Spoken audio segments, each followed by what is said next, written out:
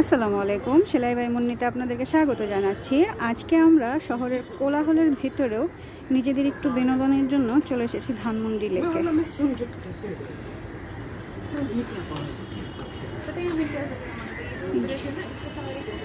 কত মানুষ হাঁটছেন। ধানমন্ডি লেকই একমাত্র জায়গা যেখানে প্রকৃতিকে ভালোভাবে দেখা যায়, বর্ষাটা উপভোগ করা যায়।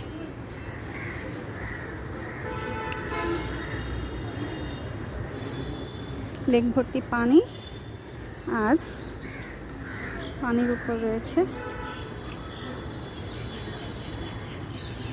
ভাসমান শাপলা।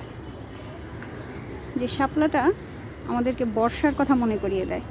যদিও পানিটা এখনও পরিষ্কার না, আর ঢাকায় এর থেকে পরিষ্কার পানি পাওয়াটা দুষ্কর। আর সাথে রয়েছে কৃষ্ণচূড়া গাছ।